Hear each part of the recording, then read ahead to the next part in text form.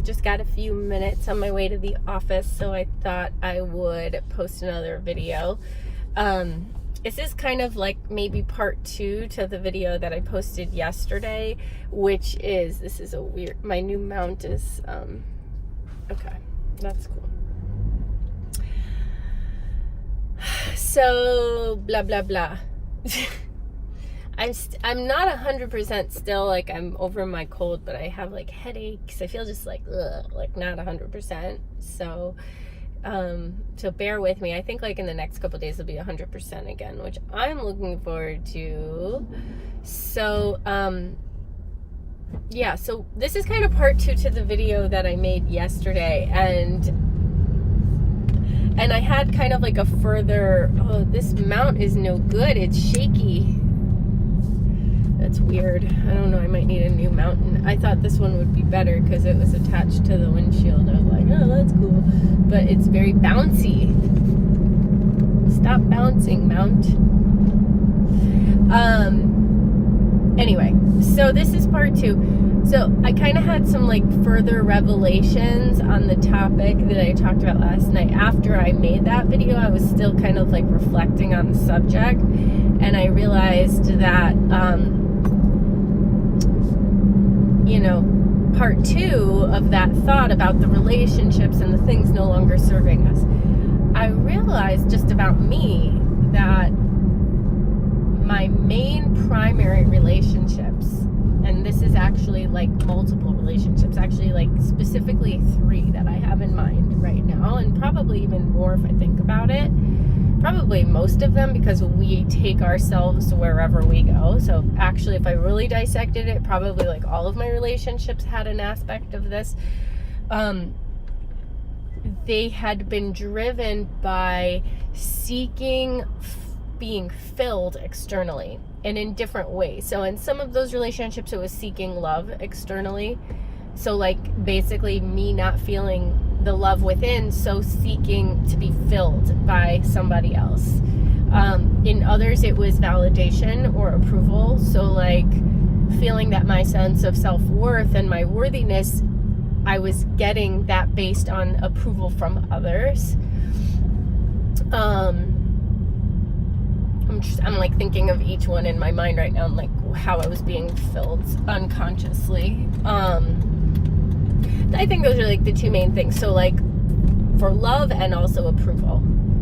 And the obvious issue with this, if you're doing this too, is that if you don't get the love or you don't get the approval because of something that has nothing to do with you, then you're literally giving your power for your sense of security and your sense of belonging and your sense of everything.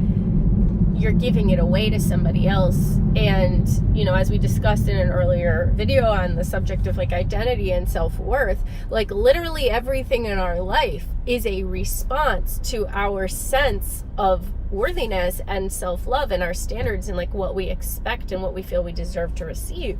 So if we're basing that feeling of self-love or that sense or that feeling of love or worthiness on something external, that's like a really big problem, because we're basically just like, as the wind blows, like our sense of security is completely unstable. And I was actually doing that like unconsciously, and for sure it's all perfect because it's all part of the journey and exploration and self-awareness and growth. But I realized I had this like epiphany last night, and I was like, oh my God, like literally all of my primary relationships, there's to some degree that level of motivation in it for me. And that freaked me out. That freaked me the fuck out. And so, I've noticed a shift in myself in the last few weeks because I've had a big radical shift. I think there's some cosmic kind of energetic stuff going on in the astrology. I haven't even really been following the astrology that much because I've just been like so engrossed in my life, but for sure, like I feel a radical shift in just my own honesty with myself and my ability to like turn inward for that feeling of fulfillment. And actually, when I feel tempted to go external for it, I catch myself now. I'm like, It's like, that's an illusion, that's a mirage, that's just like that might be like a temporary instant gratification for you right in this very moment, but long term, that's gonna hurt. Long term, that's not actually fulfilling you. Long term, that's gonna hurt like a bitch later. Don't set yourself up for that. So even in the moments where I'm tempted to try to create a connection in those relationships from that place of seeking something to be filled, I cut it. And the only way I will allow myself to engage in those relationships now is when I already feel that feeling of wholeness and fullness and love and abundance from within, and that I feel steady and I feel secure footing in that then from that space I'm reaching out and I'm actually pouring out, and I'm not susceptible to wonky energies and vibrations.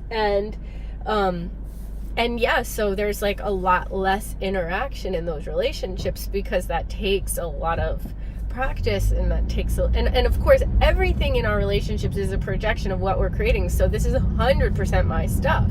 Like, I don't actually place blame on any of those other individuals because they're just mirroring back to me what I'm putting out. So this is self-awareness, and that's the beauty of relating and relationship in general, is that it's there to be the mirror for us of the areas where we need growth and where we need to personally develop. So I'm grateful to have that mirror in those relationships. But and it's interesting, it's not just relationships, it's all of the ways we fill ourselves. Like, social media is a distraction for me, I think, for a lot of people, where I'm like looking to be filled, and so I'll go online and I'll start swiping, and I'm like, what am I doing? What am I even doing? I'm just like filling space. Food is a big one for me, and probably for many other people too. If I feel any negative emotion, stress, anxiety, or just like wanting to be filled, food can, and I know for some that can be like drugs or alcohol. For me, fortunately, or unfortunately, food is my drug of choice. And I've noticed, like, even now I'm not really dieting, but I've shifted with my relationship to food too, where I'm not eating for filling myself. I'm eating for nourishment and nutrition, and I'm not using food in that way anymore. So I'm just like stripping away all of the layers and all of the like disguises and all of the potential ways that I could lie to myself, and I'm just getting to the bare bones of like that space inside that we all want so bad to be filled, when we feel lonely, when we feel scared, when we like going in there, like really actually diving into that space and feeling it and saying, okay, this is how this feels. Let me turn in, let me tune in, let me breathe right now. Let me breathe into that space. Let me meditate. Let me do something that feels good. Let me not run from this. Let me stop running from this and actually feed myself with my own love and my own supply, because I have all the tools that I need, and everything that I've been seeking externally from other people isn't even real. I'm the only one who has the ability to do that for myself. And sometimes it's scary, and sometimes it's lonely, but man, like the liberation and the power and the emancipation and the freedom that I feel from really doing the work and not running, it's more powerful than anything else. It's more powerful than any fix, any I love you, anybody snuggling me, anybody telling me what I want to hear, giving me a thumbs up. It's me giving myself that. And that's real fuel. And that's steady, because I can control that. And it's not to say don't be vulnerable in relationships and don't allow other people to share their abundance with you, but don't depend on it. Be your own supply.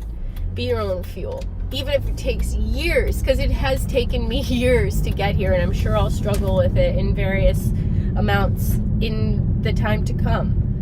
But it's worth it, because that's the only freedom that there really is. So if you're somebody who is seeking freedom, who's seeking freedom from mental slavery, right? Like Bob Marley says, that's the only way. So you have to do the work. You have to dive in. You can't run from it. You can't escape it. You've got to just do the work.